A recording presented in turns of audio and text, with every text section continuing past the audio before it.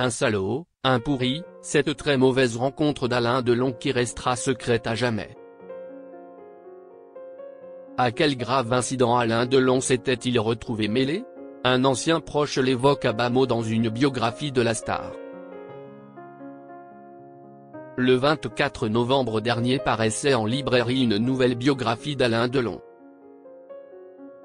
Dans le dernier Mystère Delon, Bernard Violet décrypte les ressorts profonds d'une vie très commentée, mais souvent méconnue, indique l'éditeur Robert Laffont. Fruit d'une enquête menée sur une vingtaine d'années, l'ouvrage lève le voile sur des pans méconnus de l'acteur du Guépard.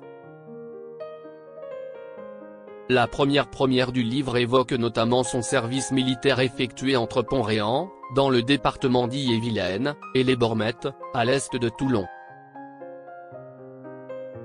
Le lecteur fait la connaissance d'un certain Raymond Blasco, formé aux côtés de la future star pour se battre, ou plutôt être transformé en chair à canon. Le CFM, Centre de formation de la marine, note de la rédaction, c'était « marche ou crève », résume ce témoin privilégié. Alain Delon, cette mauvaise rencontre racontée par un proche. Raymond Blasco n'a jamais recroisé la star de plein soleil. J'ai suivi sa carrière professionnelle à travers la presse, raconte-t-il à Bernard Violet. J'ai lu ses nombreuses interviews. Au fil de ses lectures, la presse dépeint un homme différent du garçon que l'ex-militaire a connu à l'armée. Ce dernier se souvient alors d'un grave incident survenu à Pont-Réan. Il raconte évasivement, ce jour-là, Alain était tombé sur un salaud, un pourri.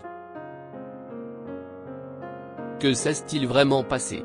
Bernard Violet ne saura pas plus. Blasco pourrait le révéler, mais seulement sous réserve que la star lui en donne l'autorisation.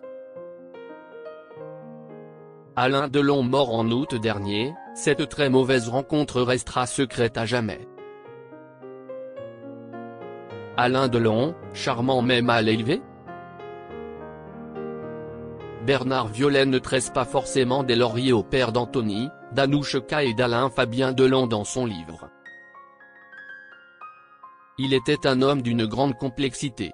Il pouvait tout à la fois se montrer charmant et mal élevé, fragile et vulnérable, à la fois égocentrique et généreux, solitaire et grand seigneur, explicite le biographe dans une interview accordée aux Parisiens au mois d'août dernier.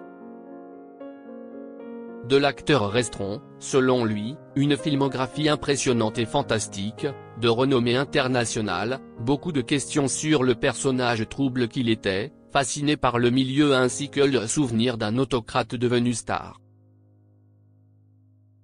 Il a joué toute son existence à être un homme, grâce à son étonnant et inépuisable don de métamorphose, a joué à être un homme, comme d'autres jouent aux gendarmes et aux voleurs, conclut-il.